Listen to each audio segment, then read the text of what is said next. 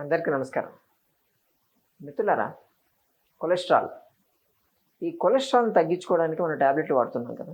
ఇప్పుడు యూజువల్గా 150 దాటగానే ఇంకా కొలెస్ట్రాల్ టాబ్లెట్స్ మొదలుపెట్టేస్తారు, స్టాటిన్ టాబ్లెట్స్ మొదలుపెట్టేస్తున్నారు. ఈ కొలెస్ట్రాల్ టాబ్లెట్ ఎందుకంటే కొలెస్ట్రాల్ పెరగకుండా ఉంటుంది, ఇంకా దాని గురించి మనం ఎక్స్ప్లెయిన్ చేయాల్సిన అవసరం లేదు. ఎందుకంటే దానివల్ల వచ్చేటువంటి సైడ్ ఎఫెక్ట్స్ అన్నీ కొలెస్ట్రాల్ టాబ్లెట్, మనమేమో స్టాటిన్ టాబ్లెట్స్ వద్దు అంటాం. కానీ కొలెస్ట్రాల్ పెరుగుతుంది కాబట్టి నీకు హార్ట్ అటాక్ వచ్చేటువంటి డేంజర్ ఉంటుంది కాబట్టి నువ్వు వాడాలి అని చెప్పి డాక్టర్లు చెప్తూ ఉంటారు. మరి ఏం చేయాలి? మా మాట వినాలా, వాళ్ళ మాట వినాలా? ఈ రెండింటి బదులు ఆల్టర్నేటివ్ తీసుకుంటే పోలేదా? కొలెస్ట్రాల్ టాబ్లెట్ ఎలా పనిచేస్తుందో అలాగే పనిచేసేటువంటి పదార్థం ఒకటి ఉంది. దాన్ని ప్రతిరోజు మన ఫుడ్లో కానీ మనం కానీ ఇంక్లూడ్ కానీ చేసుకోగలిగితే మన బాడీలో కొలెస్ట్రాల్ పెరుగుతుంది. ముఖ్యంగా ఎల్డిఎల్ కొలెస్ట్రాల్ పెరుగుతుందనే భయం అక్కర్లేదు, మనం భయపడాల్సిన పని లేదు. ఇది హెచ్డిఎల్ కొలెస్ట్రాల్ని మన బాడీలో పెంచుతూ ఉంటుంది. బ్లడ్ వెజల్స్ని స్టిఫ్ కాకుండా చూస్తుంది. అలాగే ఎలాస్టిసిటీ పెరిగేటట్టు చేస్తుంది.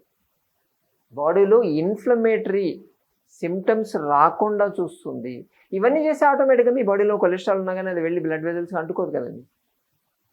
అటు కొలెస్ట్రాల్ పెరగకుండా చూస్తుంది. ఎట్ ద సేమ్ టైం ఒకవేళ కొలెస్ట్రాల్ ఉన్నా బ్లడ్ వెజల్స్గా అతుక్కోకుండా చూస్తుంది.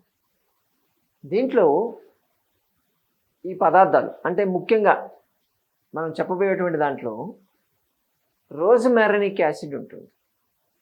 అలాగే డైడజైన్ అని చెప్పి ఒక స్పెషల్ ఆల్కలైడ్ ఉంటుందండి. చాలా తక్కువ వాటిలో ఉంటుంది ఈ డైడజైన్. అలాగే క్వెర్సెటిన్ ఉంటుంది, దీంట్లో కెఫిక్ యాసిడ్ ఉంటుంది, మైసెప్టిన్ అని చెప్పి ఉంటాయి. ఇవన్నీ కూడా ఒమేగా 3 ఫ్యాటీ యాసిడ్స్ ఇవన్నీ. ఇంకా దీంట్లో ఎక్స్ట్రాగా విటమిన్ ఏ దొరుకుతుంది, విటమిన్ B2, B1, B3 ఇవన్నీ ఎక్స్ట్రా దొరుకుతాయి.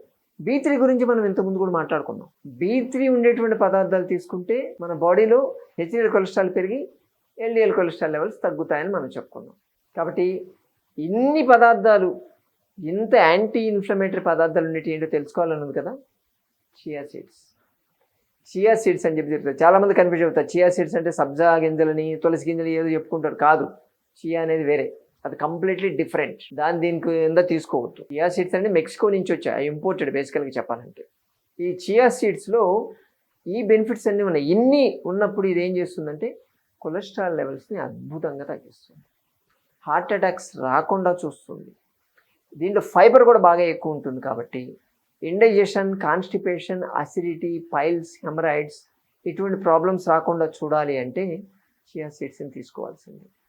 అలాగే లివర్ ఫంక్షన్ని పెంచుతుంది, లివర్ ఫంక్షన్ని ఎఫెక్టివ్గా జరిగేటట్టు చేస్తుంది, డీటాక్సిఫికేషన్ బాగా అవుతుంది దీంట్లో. అందుకోసమనే హెచ్డిఎల్ కొలెస్ట్రాల్ లెవెల్స్ పెరిగేది మన లివర్లో. దాని ఫంక్షన్ పెంచుతుంది కాబట్టి హెచ్డిఎల్ లెవెల్స్ పెరుగుతాయి. ఆ రేషియోస్, చాలామంది కొలెస్ట్రాల్ ఉండగానే ఇండివిజువల్ రేషియోస్ తీసుకుంటారు. అది కాదు, ఇండివిజువల్ రేషియో తీసుకోవడానికి లేదు. ఓకే, మనకు ఆ లిపిడ్ ప్రొఫైల్లో ఉండేటువంటి రేషియోస్ వేరే ఉంటాయి. సరే, అది చెప్పుకుంటుంటే మళ్ళీ వేరే వీడియో వద్దు, వేరే వీడియోలో మాట్లాడతాం దాని గురించి. ఓకే, సో కాబట్టి చియా సీడ్స్ని ప్రతిరోజు, మీరు కొలెస్ట్రాల్ గురించి భయపడే పని అయితే చియా సీడ్స్ని ప్రతిరోజు తీసుకోవాలి. ఎలా తీసుకోవాలి? మీరు చియా సీడ్స్ని తీసుకొని కనీసం ఒక 20 గ్రామ్స్ వచ్చి ఒక గ్లాస్ నీళ్ళలో వేసేసేయండి. వేసేసి కదపకుండా పెట్టాలి